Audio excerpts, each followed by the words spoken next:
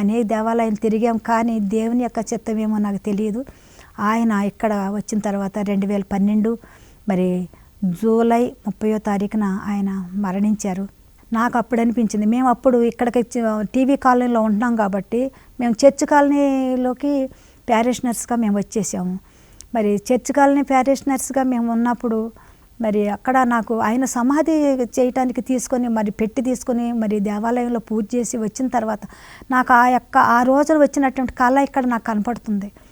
ప్రభువు నాకు గుర్తు చేస్తున్నారు, అదే దేవాలయము, అదే గుడి, అదే ఇక్కడే ఈ స్థలంలోనే ఆయన హీల్ చేశారు, ఈ స్థలంలోనే అమ్మ మాట్లాడింది, ఈ స్థలం అని ఆ దేవాలయంలో నాకు గుర్తు చేశారు. నేను అదన్నీ మరి నాకు ఈ రోజు కూడా నన్ను ఆ దేవాలయంలోనే నేను ప్యారిషనర్గా ఉన్నాను. మరి అక్కడికి ప్రభు నాకు ముందుగానే మమ్మల్ని నిర్ణయించి తీసుకొచ్చారు. ఆయన మరణించారు. మరి మరణించిన మళ్ళీ 1 ఇయర్కి ఆయన చనిపోయిన రోజు నాటికి నాకు టీవీ కాలనీలో ఒక ఇల్లు కూడా ప్రభు ఏర్పాటు చేశారు. అది కూడా ఒక దేవుడు మాతోనే ముందుగా మాట్లాడారు. అది అక్కడ మరి ఆ ఇల్లు ఎవరితో నాకు తెలియదు, కానీ ఇల్లు కొనాలా అని ఒక ఆలోచన ఉంది నాకు. ఈ లోపల మా సార్కి వచ్చే పైసలు వస్తూ ఉన్నాయి. తెల్లారుజామున ఒక విజన్ నాకు గద్వాలని అంటున్నారు, అక్కడ తెల్ల వస్త్రాలు వేసుకొని కూర్చున్నారు. 2 మనుషులు నన్ను అక్కడ చూపిస్తున్నారు, ఈ అమ్మాయికి ఇవ్వండి అని చెప్తున్నారు. ఆయన మరి మళ్ళీ తెల్లారి నాకు బ్రోకర్స్ వచ్చి నాకు చెప్పినప్పుడు నేను పిలవండి, నేను సాయంకాలం మరి వాళ్ళు మనీ తెచ్చి పెట్టుకోండి అమ్మ అన్నప్పుడు తెచ్చిన తర్వాత మా బ్రదర్ని పిలిచి నేను చెప్పి తర్వాత అక్కడ ఇచ్చేటప్పుడు మీ పేరేంటి సార్ అని నేను అడిగితే నా పేరు గద్వాల్ అంటున్నాడు. ఆయన తెల్లారుజామున నాతో మాట్లాడాడు గద్వాల్ అని. మరి ప్రభు అక్కడ పేరు చెప్పారు. ఇక్కడ ఈరోజు తెల్లారి ఇక్కడ గద్వాల్ అన్న ఆయన ఈ హౌస్ నేను మరి తీసుకోవడం జరిగింది. ఆ విధంగా ప్రభు నాకు మరి ఇల్లు కూడా నాకు ఏర్పాటు చేసి ఉన్నారు. అదేవిధంగా మరి ఈ రోజు నాటికి కూడాను మరి ప్రభువుని ఆనుకొని మరి 4 ఆయన ఒక్క పాప మ్యారేజ్ అయినప్పుడే చనిపోయారు, కానీ తర్వాత 2 అమ్మాయిలని కూడా మరి అమ్మాయిని ఎంటెక్ చేయించడం, 2వ అమ్మాయిని, 3వ అమ్మాయి మెడిసిన్ కంప్లీట్ చేయించడం, అబ్బాయిని డిగ్రీ చేయించడం, ఇవన్నీ కూడా నేను మరి దేవుడు నాకు తోడుగా ఉండి మరి ప్రతి ఒక్క విషయంలో కూడా మరి ఏది అడిగినా కూడా ఆయన మాకు సహాయం చేస్తూ మరి ఎంతో గొప్పగా మమ్మల్ని దీవిస్తూ మరి ఈ రోజుకి కూడా నాతో ఉండి ఆయన, ఎందుకంటే ఆయన వాక్యాలు నేను చదువుతున్నప్పుడు ప్రభు యొక్క మహిమైశ్వర్యం గురించి నేను మరి ఫిలిప్పీలు రాసిన లేఖ 4వ అధ్యాయము మరి 19వ వచనంలో చదువుతున్నప్పుడు ఆ మాటలు నాకు మరి ఏ విషయానికైనా కూడా ముందు ఆయన్ని ఆ వాక్యం చదువుకొని నేను ప్రార్థన చేసుకుంటూ ఉంటాను. మరి ఎంతో గొప్ప మాటలు అవి. అట్లాగా ప్రభు యొక్క మాటలు నా హృదయంలో ఉంచుకొని నేను ప్రతిసారి కూడా ప్రార్థన చేస్తున్నప్పుడు వాక్యం ఎత్తిపెట్టి ప్రార్థన చేసినప్పుడు ఆ కార్యం జరుగుతుంది. మరి ప్రభు చెప్తాడు గలతీయులు 2వ అధ్యాయము మరి 22లో కూడా ప్రభు మాట్లాడుతూ ఉంటాడు. మరి పౌలు గారు మాట్లాడుతున్నారు, ఆయన నేను కాదు నాలో ఉన్న క్రీస్తు అని చెప్తూ ఉంటారు. ఇట్లాగా ప్రతి మాట కూడా మరి వాక్యాలు చదువుతున్నప్పుడు, వాక్యం నాతో మాట్లాడుతూ ఉన్నప్పుడు, వాక్యాలను ఎత్తిపెట్టి ప్రార్థన చేస్తున్నప్పుడు మరి జరగనటువంటి విషయాలు లేకుండా లేవు. ప్రతి ఒక్కటి కూడా జరుగుతూ ఉంది. ప్రతి ఒక్కటి కూడా ప్రభు నాకు మరి నా చిన్నతనం నుంచి కూడా ఈ రోజు వరకు కూడా ప్రభు నాతోనే ఉన్నారు, నాలో ఉన్నారు. నన్ను నడిపిస్తున్న దేవుడు ఆయనే. మరి నాకు తోడుగా ఉన్నారు. మరి అంతేకాకుండా నేను ఇంటి దగ్గర మరి మాత స్టాచ్యూ పెట్టుకొని జపదండి చెప్తూ ఉంటాను. ఒక మాట చెప్తాను. పాపకి మ్యారేజ్ చేశాను, చిన్న అమ్మాయికి మ్యారేజ్ చేశాను, పెద్ద అమ్మాయికి మ్యారేజ్ అయింది. 7 years వరకు పిల్లలు లేరు. అది కూడా దేవుని యొక్క ప్రేమ ద్వారా, ప్రార్థన ద్వారా, అంతోని వారి యొక్క ప్రార్థన ఎక్కువ. మేము నెల్లూరులో ఉన్నప్పుడు 13 సంవత్సరాలు ఆ ప్యారిషనర్స్గా ఉన్నప్పుడు అంతోని వారి యొక్క భక్తిని మేము పొందుకున్నాం సార్. అంతోని వారికి ప్రార్థన చేసినప్పుడు మాకు జరగనటువంటి కార్యం లేదు. మరి పాపకి 7 సంవత్సరాలకే పాప పుట్టింది. మరి దానికి ఉన్నతి అని పేరు పెట్టుకున్నారు. చాలా తెలివైన బిడ్డ పుట్టింది. మరి పాప కూడా ఉన్నతమైన స్థానానికి ఈరోజు మరి ఒక ప్రొఫెసర్గా అక్కడ వర్క్ చేస్తూ ఉంది.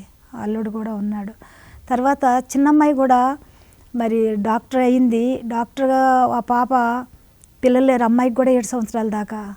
అమ్మాయికి కూడా ప్రార్థనలో జపదండలో ఎక్కువ ప్రార్థన చేయటం వల్ల ఒకరోజు ప్రేయర్ చేసి నేను అమ్మ ఇసాక్ గారు యొక్క వాక్యాలు చూపిస్తున్నారు, ఆదికాండంలో చదువుకోమ్మా, అక్కడ గర్భంలో 2 ఉన్నారు అని ఆ తల్లి వెళ్ళి అడిగినప్పుడు అక్కడ అడుగుతారు. ప్రభు చెప్తున్నాడు 2 వంశాలు ఉన్నాయి నీ దగ్గర, అదే నీ యొక్క గర్భంలో ఉన్నారు వాళ్ళు అని చెప్పిన మాటలు నాకు మరి అవి చదివినప్పుడు మా బాపకి చెప్పి నేను ప్రార్థన చేసుకోమ్మా నువ్వు అని చెప్పినప్పుడు నిజంగా ఆ మాటలు నేను మర్చిపోయాను. కానీ పాప కన్సీవ్ అయినప్పుడు తను అనుకుందట, నాకు పుట్టినటువంటి మొదటి బేబీ నేను ఆడపిల్ల అయినా మగపిల్లోడైనా దేవునికి సమర్పిస్తానని అనుకుందట.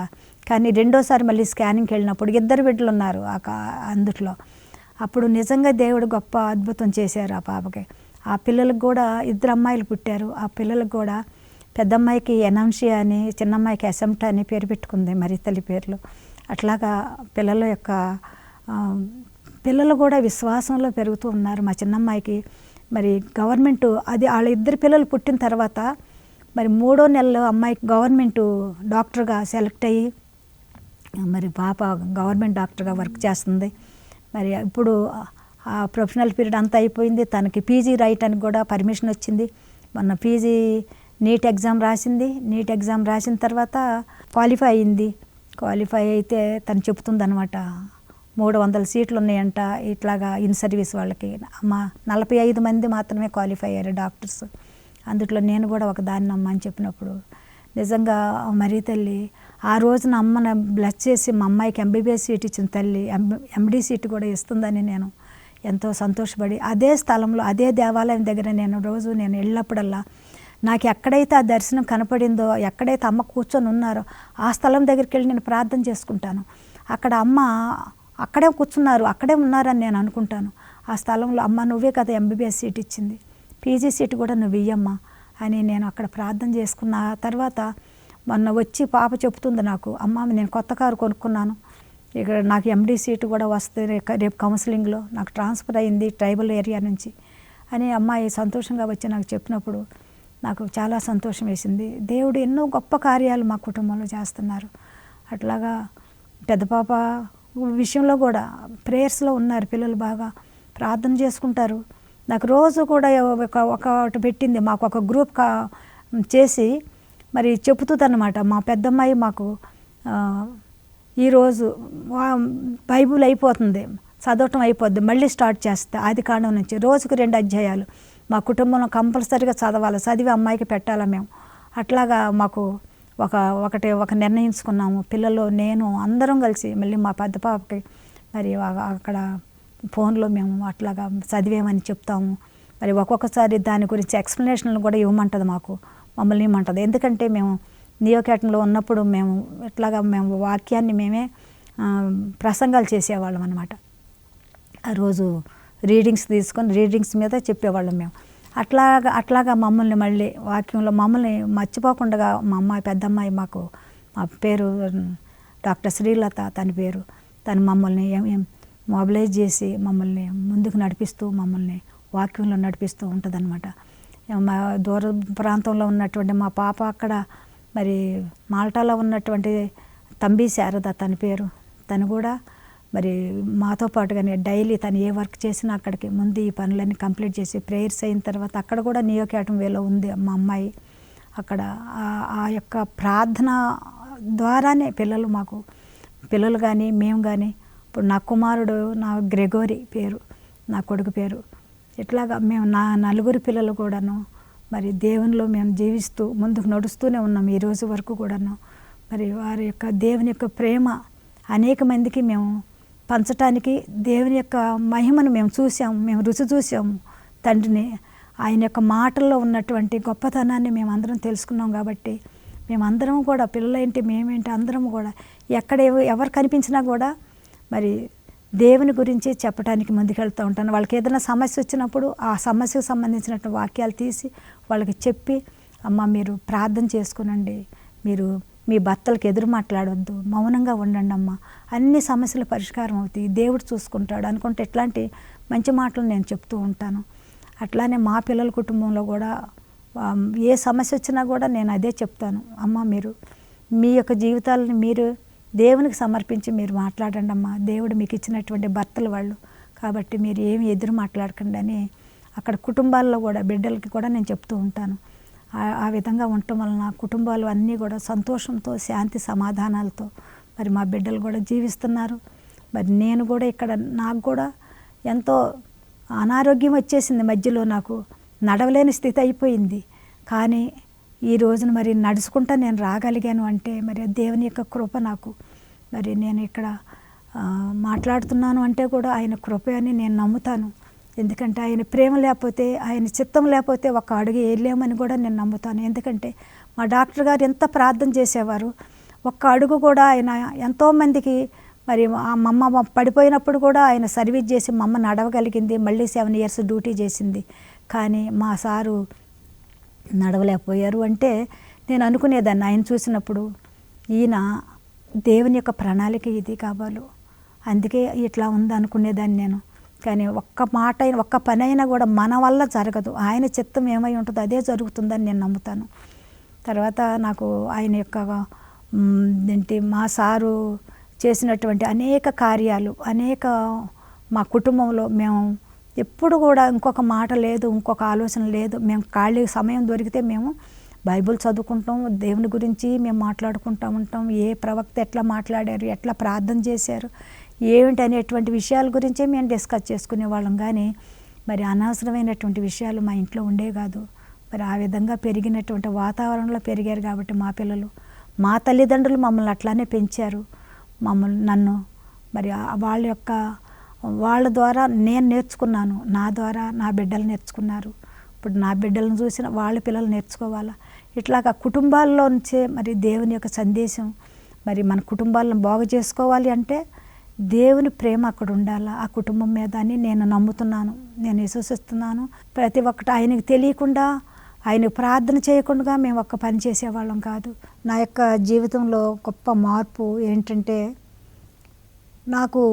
మేము మద్రాసులో ఉన్నప్పుడు, అక్కడ ఉన్నప్పుడు నాకేమీ సమస్య తెలియలేదు. కానీ నెల్లూరు ట్రాన్స్ఫర్ అయ్యి వచ్చిన తర్వాత నా బ్రెస్ట్లో ట్యూమర్ రావటం, ఆ ట్యూమరు రోజు రోజుకి పెరగటం, అంటే సాయంకాలం అయ్యేపాటికి జ్వరం రావటం, మరి ఇట్లా బ్రెస్ట్ అంతా కూడా ఇట్లా పెద్దగా, ఆ ట్యూమర్ అంతా పెద్దగా పెరిగిపోవటం, ఇవన్నీ కూడా నేను గమనించినప్పుడు మరి మా సారు నన్ను తీసుకొని వెళ్ళి హాస్పిటల్లో చూపించడం. అప్పుడు ఆయనకి మద్రాసు మళ్ళీ డిప్యుటేషన్ వేసినప్పుడు మరి నన్ను అక్కడ మద్రాసు తీసుకెళ్ళి మద్రాసులో క్యాన్సర్ హాస్పిటల్లో నన్ను పెట్టారు. బ్రెస్ట్కి బయాప్సీ చేసి తర్వాత ఆ ట్యూమరు తీసేశారు. ఆ ట్యూమర్ తీసేసిన తర్వాత మళ్ళీ నాకు బ్రెస్ట్ ఆపరేషన్ కూడా జరిగింది. ఇది అంతా కూడా మరి నా జీవితంలో నన్ను క్యాన్సర్ హాస్పిటల్లో 3 months ఉంచారు. 3 months ఉంచినప్పుడు నాకు చాలా భయం వేసేది. మరి తర్వాత అక్కడ ఉన్నటువంటి ప్రజలను చూసినప్పుడు వాళ్ళందరూ బాధపడుతున్నటువంటి ప్రతి ఒక్క చిన్న బిడ్డల కానించి పెద్దవాళ్ళందరూ కూడా క్యాన్సర్తో బాధపడుతున్నప్పుడు, ఇప్పుడు నన్ను తీసుకొచ్చి ఆ హాస్పిటల్లో పెట్టారు. అంటే నాకు కూడా క్యాన్సర్ సోకిందేమో, లేకపోతే క్యాన్సర్ వస్తుందేమో అని నేను ఇట్లాగా బాధపడుతూ ఉండేదాన్ని.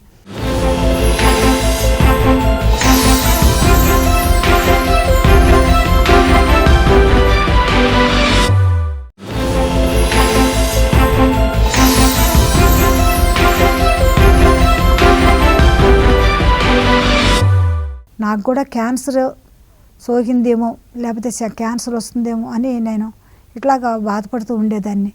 అక్కడ ఉన్న వాళ్ళందరికీ కూడా ప్రేయర్ చేస్తూనే ఉండేదాన్ని. కానీ నాకు చిన్నపిల్లలు ఉన్నారు. అప్పుడు మా పాప 5th class, ఆ చిన్నమ్మాయి 6th class, 7th class, 9th class అట్లా ఉన్నారు నా బిడ్డలు.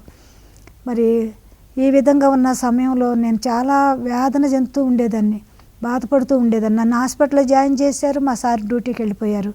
అక్కడ నాకు వాళ్ళ నాన్నగారు వచ్చి నా దగ్గర ఉన్నారు. మరి అక్కడ నాకు ట్రీట్మెంట్ ఇస్తూ ఉన్నప్పుడు నాకు ఫైనల్గా మరి ఈ ఆపరేషన్లు 2 సార్లు జరిగినప్పుడు కూడా, ఒకసారి ఆపరేషన్కి ట్యూమర్ తీసినప్పుడు నాకు అట్లాగా అన్నీ ఆపరేషన్కి వెళ్ళేటప్పుడు సిస్టర్ వచ్చి గాజులు అవన్నీ తీసేసి, మరి నువ్వు ఆపరేషన్కి రెడీ అవ్వన్నప్పుడు నాకు అనుకోని రీతిగా ఒక మాగన్నుగా నిద్ర రావటం. ఆ నిద్రలో నాకు అక్కడ మరి నేను అక్కడ చూస్తున్నాను అనమాట. అక్కడ అంతా క్యాన్సర్ హాస్పిటల్లో ఉన్న ప్రతి ఒక్కరు కూడా అందరూ ప్రార్థన చేస్తున్నట్లుగా నేను చూశాను. తర్వాత అక్కడ ఒక మందిరంలాగా ఒక పీఠం ఉంది. ఆ పీఠం మీద మరి అన్నీ గొర్రె పిల్లలు, కింద అంతా గొర్రె పిల్లలుగా ఉన్నారు. జీజస్ ఉన్నారు అక్కడ. తర్వాత పచ్చగా ఉంది. ఇవన్నీ కూడా నేను చూశాను. అక్కడి నుంచి కిందకి ఇద్దరు మనుషులు నల్లని వస్త్రాలు వేసుకొని కిందకి దిగిపోతున్నట్లు కూడా నేను అక్కడ చూశాను అన్నమాట. తర్వాత ఈ విధంగా ఉన్నప్పుడు ఆ పక్కన అక్కడ ఒక జీజస్ స్టాచ్యూ ఉంది, తెల్లగా ఉంది, సాక్రెడ్ హార్ట్ ఆఫ్ జీజస్, యేసుప్రభు యొక్క తిరుహృదయం అక్కడ నేను చూశాను. అక్కడ ఆయన యొక్క ముఖం మీద ఒక రక్తపు బొట్టు నేను చూశాను. అప్పుడు నేను అయ్యో జీసస్ చక్కగా ఉంది ఈ స్టాచ్యూ, ఇక్కడ ఈయనకి మరి ఒక రక్తం బొట్టు ఇక్కడ ఉందేంటి అని నేను వెళ్ళి అక్కడ ఒక కచ్చిపు కనపడితే శుభ్రంగా తుడిసేసి నేను వెళ్ళి అక్కడ సింక్ దగ్గరికి వెళ్ళి నేను అది వాష్ చేస్తున్నాను అనమాట. అప్పుడు నాకు అక్కడ చూస్తే అక్కడ అందరూ ప్రార్థన చేస్తున్నారు. ఆ పక్కన రూమ్లో వాళ్ళు కూడా అందరూ ప్రేయర్స్లో ఉన్నారు. ఆ యొక్క సన్నివేశాన్ని నేను అక్కడ చూడటం జరిగింది. తర్వాత నేను మరి ఆపరేషన్కి వెళ్ళటము, నాకు ఆ ట్యూమర్ తీసేయటము జరిగింది. తర్వాత మరి అక్కడి నుంచి మళ్ళీ నాకు మళ్ళీ డాక్టర్ అమ్మ అన్నారు, మరి నయమైపోయింది కదా, ఇన్ని రోజులు నేను ఇక్కడ ఉన్నాను కదండి, పిల్లల్ని చూడటానికి నేను వెళ్తాను ఇంటికి అన్నప్పుడు మరి నాన్నగారు కూడా అడిగినప్పుడు అక్కడ వాళ్ళని మమ్మల్ని ఇంటికి పంపించడం జరిగింది. కానీ ఒకటమ్మా, నువ్వు మళ్ళీ ఆపరేషన్ చేయించుకోవాలా, నువ్వు బ్రెస్ట్ తీసేయాలా, అప్పుడు నీకు మరి మళ్ళీ ఇట్లాంటి ట్యూమర్స్ నీకు రావు అని వాళ్ళు నాకు చెప్పడం జరిగింది. మరి సరే అని నేను ఇంటికి వెళ్ళి పిల్లల్ని చూసుకొని మళ్ళీ రావటం జరిగింది. ఆపరేషన్ అయిన తర్వాత ఆపరేషన్కి వెళ్ళేటప్పుడు అందరూ ప్రేయర్, నాతో పాటు ఎవరు హిందూస్ కూడా అందరూ ప్రేయర్ చేయించుకుంటున్నారు. అందరికీ ప్రేయర్ చేశాను. కానీ నన్ను ఆపరేషన్కి వెళ్ళిన తర్వాత నాకు మత్తు మరి ఎట్లా ఇచ్చారో తెలియదు, కానీ నేను కోమాలోకి వెళ్ళిపోయాను. ఒక 2 days 3 days మరి నాకు తెలియదు, గుర్తులేదు. కానీ అట్లాగా నాకు మెలకు లేకుండా అక్కడ ఉండిపోయాను. నాకు సెలైన్లు ఎక్కుతున్నాయంట, నేను యూరిన్ పాస్ చేయట్లేదంట. అక్కడ సిస్టర్స్ నన్ను చుట్టూరు ఉంటున్నారు, డాక్టర్స్ నన్ను మరి ఈసీజీ తీసుకుంటూ నా చుట్టూరే అట్లాగా ఉంటున్నారంట. నాకు అది తెలియదు. కానీ నాకు ఆఖరిన ఒక విజన్ నాకు వచ్చింది. అప్పుడు నాకు ఎవరో నన్ను తరుముతూ ఉన్నారు. నేను పరిగెడుతూ ఉన్నాను. పరిగెడుతూ ఒక స్థలానికి వచ్చేటప్పటికి అక్కడ పాటలు పాడేవాళ్ళు ఉంటే అక్కడ కూడా వాళ్ళు పరిగెత్తుకుంటూ వచ్చేస్తున్నారు నన్ను పట్టుకోవటానికి. నేను అప్పుడు ఒక దేవాలయం ఎదురుగా ఓపెన్గా ఉంటే వెళ్ళి లోనికి వెళ్ళి మోకాళ్ళ మీద ఉండి మరి కళ్ళు మూసుకొని ప్రార్థన చేస్తున్నానంట. ఆ పీఠం మీద మేరీమాత మరి జీజస్, ఆ పీఠం మీద 2 స్టాచ్యూస్ అక్కడ ఉన్నప్పుడు నేను మోకాళ్ళ మీద ఉండి చేతులు చాపి ప్రార్థన చేస్తూ ఉన్నప్పుడు మా అమ్మగారు నాకు ఈ మాటలు చెప్పేవారు. కష్టం వచ్చినప్పుడు ప్రార్థన చేయమ్మా, చేతులు చాపి ప్రార్థన చేయని చెప్తూ ఉండేవారు. ఆ మాటలు నాకు అక్కడ ఆ యొక్క సబ్కాన్షియస్లో కూడా నాకు మరి నేను ఆ పని చేస్తూ ఉన్నానంట. చేస్తున్నప్పుడు అక్కడ నాకేమైందంటే కొంచెం సేపు ప్రార్థన చేస్తున్నా, జీజస్ సేవ్ మీ జీజస్ అనుకుంటా నేను ప్రేయర్ చేస్తూ ఉన్నాను. అప్పుడు జీజస్ ఆ స్టాచ్యూలో నుంచి లేచి చెయ్యి ఇట్లా చాపుతున్నారనమాట. తెల్లని వస్త్రాలతో చాపినప్పుడు నాకు అనిపించింది జీజస్ కనపడ్డారు, నాకు జీజస్ కనపడ్డారని సంతోషంతో కళ్ళు తెరిచానంట. కళ్ళు తెరిచినప్పుడు తీరా చూస్తే ఆ దేవాలయం నిండా జనం ఉన్నారు. మా సారు, మా పిల్లలు అందరూ నా చుట్టూరే ఉన్నారు, నా పక్కనే కూర్చొని ఉన్నారు. అప్పుడు నాకు మెలకు వచ్చిన తర్వాత అప్పుడు నాకు మరి సిస్టర్లు నన్ను లేపటం జరుగుతుంది. రోజు పొద్దాక లేపుతున్నారట, నా పేరు పిలిచి లేపుతూ ఉన్నప్పుడు అక్కడ సిస్టరు మరి ఇప్పటికీ అమ్మ నీకు మెలకు వచ్చింది అనుకుంటా నాకు వాళ్ళు యూరిన్ పాస్ చేయి అంటున్నారు. ఇవన్నీ కూడా నాకు మాట్లాడుతున్నప్పుడు నా చుట్టూరు ఉన్నటువంటి డాక్టర్లు, ఈసీజీ అవన్నీ కూడా తీసుకొని వెళ్ళిపోతూ ఉన్నారు, మరి దోసుకుంటూ వెళ్తున్నారు అక్కడ ఉన్నటువంటి మరి వాళ్ళని కూడా నేను చూశాను. అయితే ఇక్కడ నిజంగా దేవుడు నాకు ఆ రోజునిచ్చినటువంటి స్వస్థత మరి ఈ రోజుకు కూడా ఆ స్వస్థత నాకు ఇచ్చాడు. మరి నాకు నాన్ క్యాన్సర్ పేషెంట్గా నాకు తర్వాత మరి వాళ్ళు మద్రాస్ అడియార్ హాస్పిటల్లో క్యాన్సర్ హాస్పిటల్ నుంచి నాకు నాన్ క్యాన్సర్ పేషెంట్గా వాళ్ళు నాకు ఇవ్వటం, మరి నేను ఆ రోజు నుంచి 98లో మరి నాకు ఆపరేషన్ జరిగింది. అప్పటి నుంచి ఈ రోజు వరకు కూడా నాకు ఎటువంటి అనారోగ్యం లేకుండా మరి దేవుడు నన్ను కాపాడుతూ ఉన్నాడు. అదే నాకు టర్నింగ్ పాయింట్ అనమాట. దేవుని గురించి నేను తెలుసుకోవటానికి నేను రోజు దేవాలయానికి వెళ్తున్నాను, పూజ చూస్తున్నాను, మాస్ చూస్తున్నాను అని అనుకుంటున్నాను, నేను భక్తిగా ఉన్నాను, నాదే భక్తి అనుకున్నాను. కానీ ఆ రోజు నుంచి నేను మరి బైబుల్ చదవటం మొదలెట్టాను. మరి దేవుని యొక్క వాక్యం ఏం మాట్లాడుతుందో నేను మరి తెలుసుకుంటూ ఉండేదాన్ని. ఎందుకంటే నేను ఎప్పుడు కూడా అంతకుముందు ఒక న్యూనతా భావంతో మరి నేను ఇంత చదువుకున్నాను, బీఈడీ చేశాను, నన్ను జాబు పంపించట్లేదని ఒక రకమైనటువంటి బాధతో ఉండేదాన్ని మనసులో. కానీ అప్పటి నుంచి దేవుడు నాకు ప్రార్థన చేయమని నన్ను ఏర్పాటు చేసుకున్నారు కావాలి, ఆయన ప్రణాళిక ఇది కావాలి అని నేను ఒక నిర్ణయానికి వచ్చి ప్రేయర్ చేసుకుంటూ ఉండేదాన్ని. అంతేకాకుండా మరి ఆ తర్వాతనే నాకు మరి మేము ఇదంతా జరిగింది. మేము మరి నెల్లూరు వచ్చినప్పుడు పత్తేగానిపేటలో అంతోనివారి చర్చిలో ఉన్నప్పుడు నాకు ఈ విధమైనటువంటి సంఘటన జరిగింది.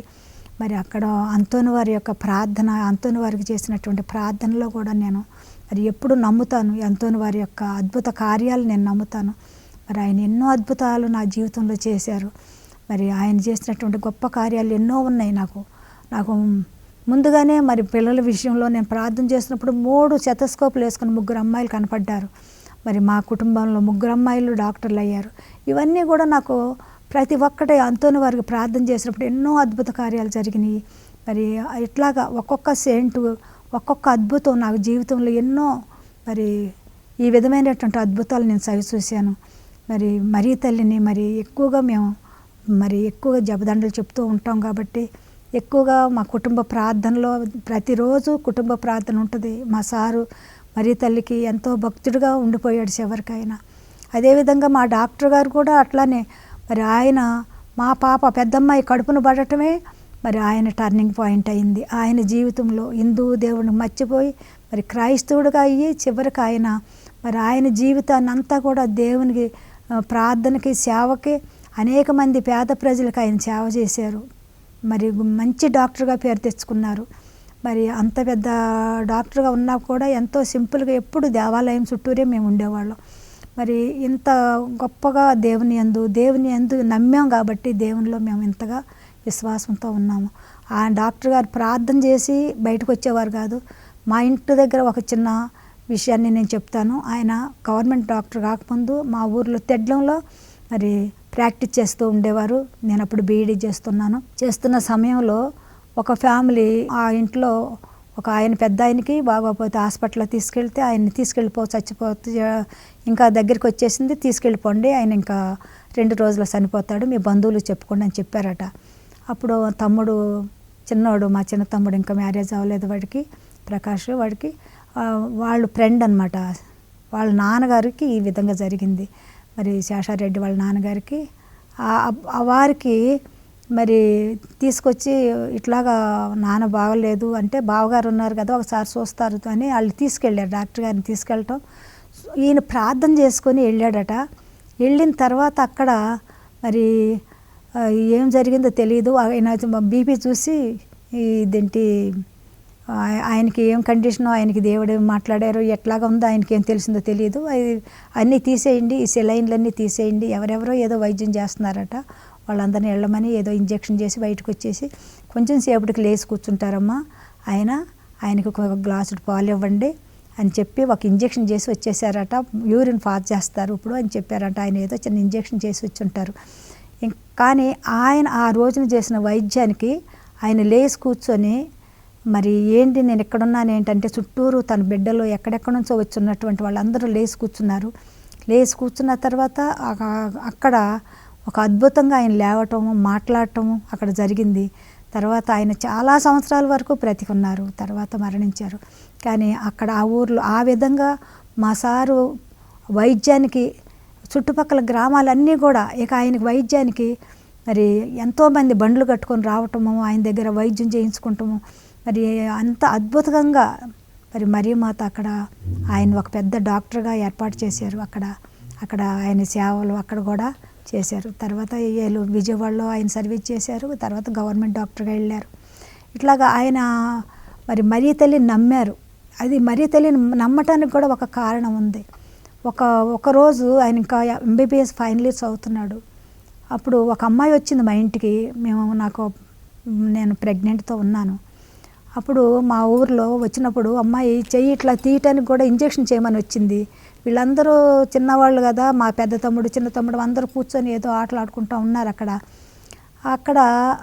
ఆ సమయంలో అమ్మాయి వచ్చి ఇంజెక్షన్ చేయమంటే డాక్టర్ గారు అని చెప్తున్నారు కదా మా అమ్మ వాళ్ళు, మాస్టారు ఇంట్లో పెద్దలు డాక్టర్ అట అనుకుంటా వచ్చారు. వచ్చి ఇంజెక్షన్ చేయించేటప్పుడు ఈయన చెప్తున్నాడట, ఇంజెక్షన్ చేయించుకున్నావా ఎప్పుడన్నా అంటే అన్నీ చేయించుకున్నానని అబద్ధం చెప్పింది. కానీ అక్కడ అమ్మాయి ఇంజెక్షన్ చేయించుకోలేదు, తెచ్చుకుంది అంతే. కానీ అది పెనిడ్యూర్ అనేటువంటి ఇంజెక్షను ఇక్కడ అమ్మాయి చేసినప్పుడు ఆయన చెప్తానే ఉన్నారట, ఇది ఇంజెక్షన్ చేస్తే రియాక్షన్ వస్తే ఇట్లా ఉంటుందమ్మా, ఇట్లా ఉంటుంది, నీకు దురదలు వస్తాయి, ఏమేమో ఆయన చెప్పుకుంటూనే ఇంజెక్షన్ చేశారంట. ఆ అమ్మాయి ఇంటికి వెళ్ళింది. మరి ఇట్లాగ చెయ్యి ఇట్లా తీయటానికి కూడా ఇష్టపడినటువంటి అమ్మాయి ఇట్లా అంతా ఏంటి ఒళ్ళంతా దురద వచ్చేసిందో మరి ఏమైందో, దద్దులు వచ్చేసినాయి, అమ్మాయి వచ్చేసింది మళ్ళీ వెంటనే. వచ్చేస్తే మా ఇంటికాడ మేము ప్రాక్టీస్ చేయట్లేదు, ఈయన స్టూడెంటు, తీరా చూస్తే ఆయన ఆ విధమైనటువంటి ఇంజెక్షన్ చేశారు. మరి ఆయన ఇంకా డాక్టర్ అవ్వలేదు. నిజంగా ఆ రోజున సిచ్యువేషను ఎవరు కూడా మేమందరం మాకు కూడా తెలియదు. మరి మా సారు దగ్గర పెట్టుకొని విరుగుడికి ఇంజెక్షన్ పెట్టుకొని చేయాలని తెలియదు. కానీ అంత భయంకరమైన సిచ్యువేషన్లో మా అమ్మ ఒకటే ప్రార్థన చేస్తూ ఉంది. అమ్మాయికి పడుకుంది, కాళ్ళు చేతులు చల్లబడిపోతున్నాయి, పసుపు ఎల్లుల్లిపాయలు రుద్దుతున్నారు, ఇవన్నీ చేస్తున్నారు, గుండె అందట్లేదు అంటుంది. ఇట్లాంటి కండిషన్లో మా అమ్మ ఒకటే చెప్పింది, డాక్టర్ గారు మీరు మరియమ్మాతకి బాగా ప్రార్థన చేయండి, అడగండి, ప్రేయర్ చేసుకోండి, మీరు కూడా నమ్మండి, ప్రార్థన చేయండి అని చెప్తుంది. మమ్మల్ని అందరిని ప్రార్థన చేయమంటుంది. అక్కడ మేము ప్రార్థన చేస్తూనే ఉన్నాం. ప్రార్థన చేస్తున్న సమయంలో మరి ఆయనకి ఏం విజన్ కనపడిందో, మా ఇంటి వెనకాల అక్కడ ములగ చెట్టు దగ్గరికి వెళ్ళి ప్రేయర్ చేసుకున్నాడట. ఆ స్థలంలో ఆయనకి మరి తల్లి ఏం సందేశం ఇచ్చారో లేకపోతే ఆయనకి ఏమనిపించింది నాకైతే తెలియదు. ఆయన తర్వాత ఏమైంది, ఆయన వచ్చి ఒక ఇంటికి వెళ్ళారు. అక్కడ ఒక ఆర్ఎంపీ డాక్టర్ ఇంటికి వెళ్ళి మందుల కోసమని వెళ్తే అందరూ మా తమ్ముడు 4 గంటల నుంచి తిరుగుతున్నారు సైకిల్ వేసుకొని, ఎక్కడెక్కడ దానికి ఇరుగుడు ఇంజెక్షన్ ఉంటుందేమో అని తేవటానికి వెళ్తున్నారు. దూరం చింతలపూడి 12 కిలోమీటర్లు ఉంది. మరి అక్కడికి వెళ్ళి తీసుకురావడానికి ఒక సమయం లేదు. ఇట్లాంటి కండిషన్లో నిజంగా రాత్రి 6 అయిపోయింది, సాయంకాలం అయిపోయింది, 7 అయిపోతుంది. ఈ అమ్మాయికి చూస్తే కండిషన్ బాగోలేదు.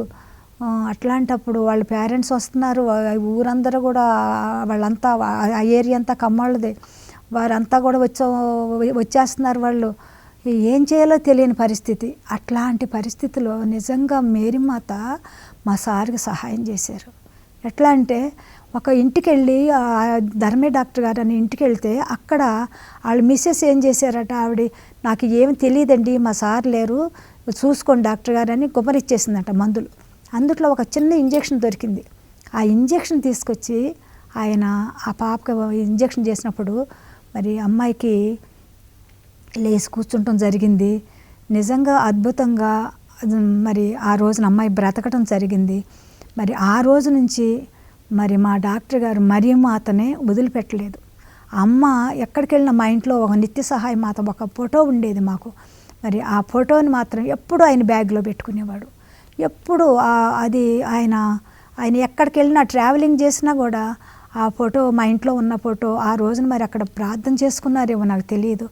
అమ్మ ఫోటోతో ఆయన రోజు కూడా ఇంకా అట్లాగా జపదండలో మరి కంటిన్యూ అవ్వటమే కాకుండా మేము మానేసినా కూడా ఆయన కూర్చొని అందరినీ పిలిచి పిల్లలందరికీ అన్నం పెట్టొద్దు, నువ్వు అందరూ జపదండ చెప్పిన తర్వాతే తినాలా అనేటువంటిది పెట్టి ప్రతిరోజు కూడా జపదండ చెప్పటం, చివరికి మరణించే వరకు కూడా ఆయన మరి జపదండలు రోజు చెప్తూ 20 జపదండలు చెప్తానని ఎప్పుడైతే అనుకున్నారో అవి కంటిన్యూ చేస్తూనే ఆయన చివరికి మరి మరణించేటప్పుడు కూడా ఎప్పుడు చూసినా ఆయన చేతిలో జపదండే ఉండేది, జపమాలతోనే ఆయన మరి ఉండేవారు.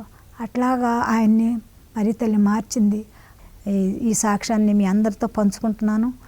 కాబట్టి ప్రతి ఒక్కళ్ళు కూడాను దేవుని యందు మాత్రం నేను చెప్పేది ఒక్క మాట, నా జీవితంలో జరిగినటువంటిది మీరు కూడా మరి నేను చెప్పొచ్చో లేదో తెలియదు కానీ నేను చెప్తున్నాను.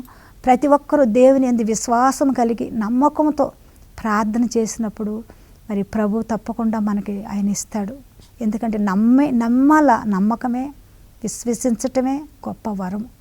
ఆ నమ్మకంలో ఉన్నటువంటి గొప్పతనాన్ని దేవుడు మనతో ఉంటాడు. ఆ ప్రార్థన చేసినప్పుడు మన మాట ఆలకిస్తాడు, మనం అడిగినది తప్పకుండా ఇస్తాడు. ప్రతి కుటుంబం కూడా దీవించబడుతుంది. ఆమేన్. హల్లెలూయా.